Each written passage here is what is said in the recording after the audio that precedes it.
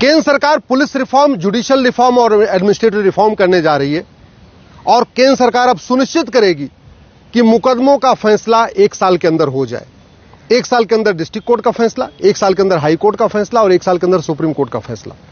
कल माननीय गृहमंत्री जी ने एक सार्वजनिक कार्यक्रम में कहा है कि सरकार सुनिश्चित करेगी कि एफआईआर लागू होने के दिन से लेके सुप्रीम कोर्ट का फैसला 3 साल के अंदर आ जाए।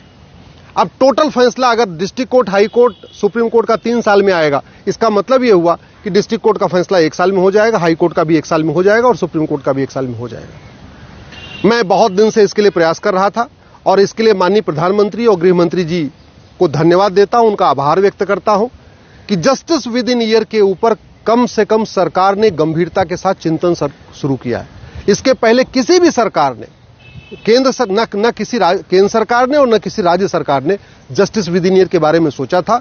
ये पहली बार वर्तमान सरकार, माननीय प्रधानमंत्री जी और माननीय गृह मंत्री जी जस्टिस विद इन ईयर के ऊपर सोच रहे हैं और जस्टिस विद इन ईयर को लागू करने के लिए बहुत सारे कदम भी उठा रहे। 1860 वाला इंडियन पिनल कोड बदला जा चुका है, 1872 का जो एविडेंस एक्ट था वो भी बदला जा चुका है, सीआरपीसी भी बदली जा चुकी है, लेकिन इसके अलावा अभी और भी कई काम करना पड़ेगा। जस्टिस विद इन ईयर लागू करने के लिए सबसे जरूरी है भारत में यूनिफॉर्म पुलिस कोड हो, one nation one police code हो। 1861 का पुलिस एक्ट बदला जाए, पूरे देश के लिए एक नया पुलिस एक्ट बनाया जाए और पुलिस चार्टर लागू किया जाए। उसमें हवलदार की ड्यूटी भी फिक्स हो, हवलदार की अकाउंटेबिलिटी भी फिक्स हो, सब इंस्पेक्टर की भी अकाउंटेबिलिटी फिक्स हो, इंस्पेक्टर की भी अकाउंटेबिलिटी फिक्स हो, कलेक्टर कप्तान की भी अकाउंटेबिलिटी फिक्स हो, डिप्टी एसपी की भी अकाउंटेबिलिटी फिक्स हो, तब जाके justice with in year effectively धरातल पे आ पाएगा। दूसरा, पुलिस रिफॉर्म के बाद दूसरा काम करना पड़ेगा, one nation one penal code बनाना पड़ेगा। अभी हमारे पास 50 कानूनों का मकड़ जाल है, इतने कानून है, कई बार तो जज भी कंफ्यूज हो जाते हैं, वकील भी कंफ्यूज हो जाते हैं। घूसखोरी का अलग कानून, जमाखोरी का अलग कानून, मिलावटखोरी का अलग कानून, कालाबाजारी का अलग कानून, नशा तस्करी का अलग कानून, मानव तस्करी का अलग कानून, काला धन का अलग कानून, बेनामी लेन देन का अलग कानून, हवालाबाजी का अलग कानून, कबूतरबाजी का अलग कानून, घटतौली का अलग कानून, नक्काली का अलग कानून, आतंकवाद का अलग कानून, अलगाववाद का अलग कानून, हत्या का अलग कानून, बलात्कार का अलग कानून, इतने कानून है ना, इनको मर्ज करके one nation one penal code बनाने की जरूरत है। जितने भी अपराध हैं उसको एक एक चैप्टर में डाल दिया जाए। जैसे अमेरिका में फेडरल पिनल कोड है, अमेरिका फेडरल पिनल कोड में सारे अपराध इंक्लूडेड हैं। इवन साइबर फ्रॉड हो या नेवी के खिलाफ कोई अपराध हो, चाहे वो देशद्रोह का मामला हो, चाहे आतंकवाद का हो, चाहे अलगाववाद हो, कुछ भी हो, फाइनेंशियल फ्रॉड हो, पॉलिटिकल फ्रॉड हो, चीटिंग, कुछ भी हो, सब उसी एक ही कानून में है, उसका नाम है फेडरल पिनल कोड। भारत में भी हमें वैसा ही एक one nation one penal code लागू करना पड़ेगा, तब जाके justice with in year effectively धरातल पे आ पाएगा। तीसरा काम करना पड़ेगा, हमें एडमिनिस्ट्रेटिव रिफॉर्म करना पड़ेगा। ये जो गुलामी की एडमिनिस्ट्रेटिव सिस्टम चल रहा है, ये हमें बदलना पड़ेगा। ये जो थाना है ना, इसको हमें प्राथमिक सुरक्षा केंद्र घोषित करना पड़ेगा। ये प्राइमरी सिक्योरिटी सेंटर, इसको हमें डिक्लेयर करना पड़ेगा। जिसको हम थानेदार कहते हैं, वास्तव में इसको प्राइमरी सिक्योरिटी ऑफिसर कहना पड़ेगा। मेंटलिटी तब बदलेगी जब गुलामी के जो टर्मिनोलॉजी बदलेगी, गुलामी की भाषा बदलेगी, गुलामी की पुलिस व्यवस्था बदलेगी, गुलामी की न्यायिक व्यवस्था बदलेगी, गुलामी की प्रशासनिक व्यवस्था बदलेगी।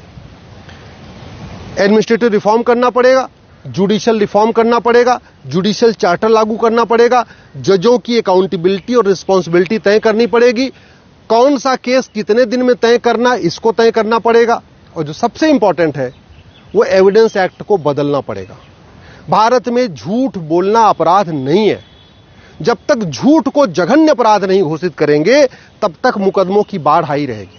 आज की डेट में जो 5 करोड़ केस चल रहे हैं, उसमें से 50% फर्जी केस है। झूठी शिकायत हो रही है, क्यों? क्योंकि झूठी शिकायत अपराध नहीं है। झूठा लोग एफआईआर कर देते हैं, करवा देते हैं, क्योंकि झूठा एफआईआर करना और करवाना गंभीर अपराध नहीं है।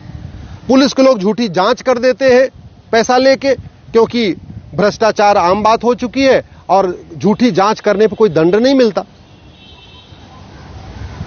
झूठी गवाही चल रही है, क्यों? क्योंकि झूठी गवाही कराना और झूठी गवाही करवाना ये भी कोई अपराध नहीं है। झूठा लोग एफिडेविट फाइल कर देते हैं, झूठे कागज फाइल कर देते हैं, लोग झूठा आधार कोर्ट में दे देते हैं, झूठा राशन कार्ड दे देते हैं, झूठा जो है वो ड्राइविंग लाइसेंस बना के देते हैं, झूठा एज सर्टिफिकेट दे देते हैं, झूठा वोटर आईडी बना के देते हैं, सारे फर्जी।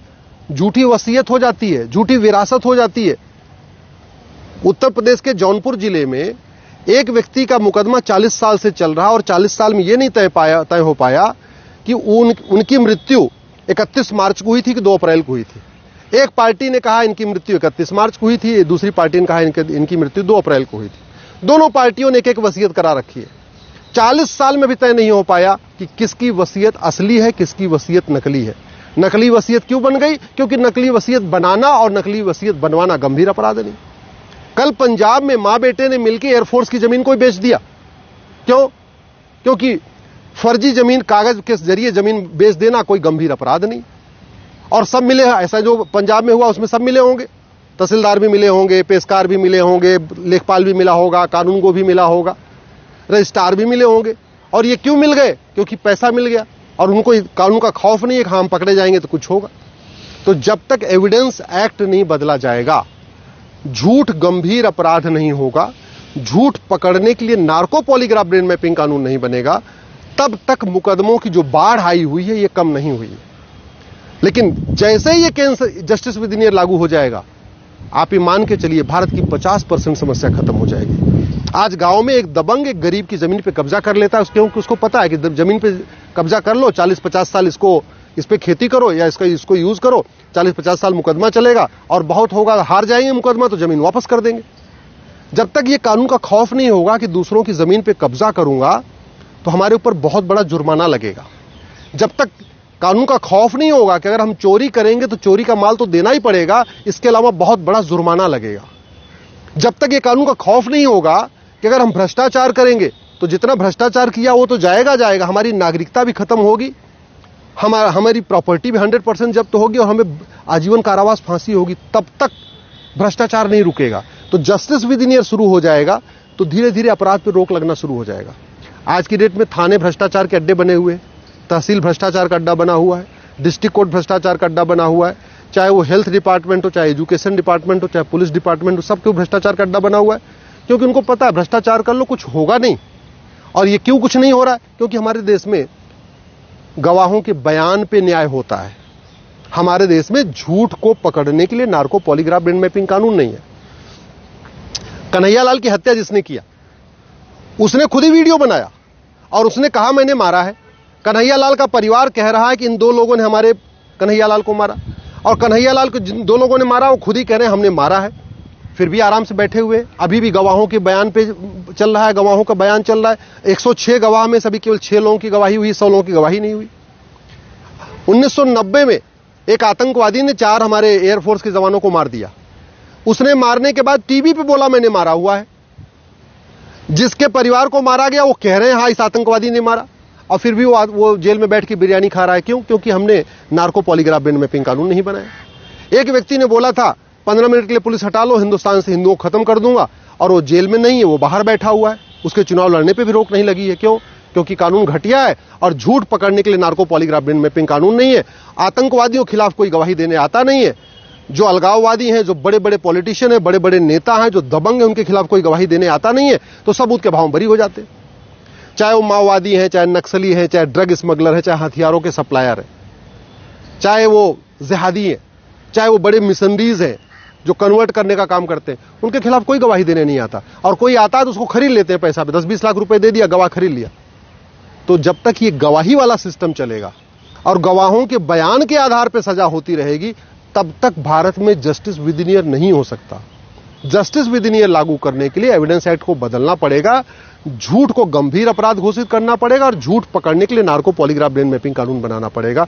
और जो सबसे इंपॉर्टेंट है, एक भारत में सिटीजन चार्टर लागू करना पड़ेगा।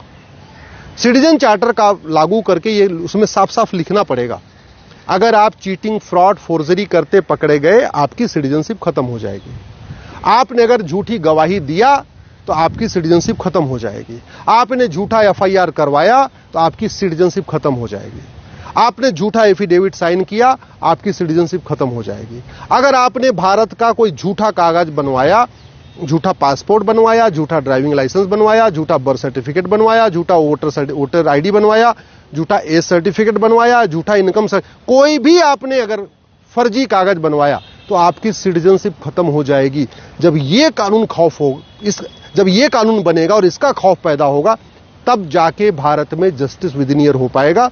इसलिए मैं सबसे पहले माननीय प्रधानमंत्री, गृहमंत्री जी को धन्यवाद देता हूं कि उन्होंने जस्टिस विद इन ईयर के ऊपर गंभीरता के साथ विचार किया।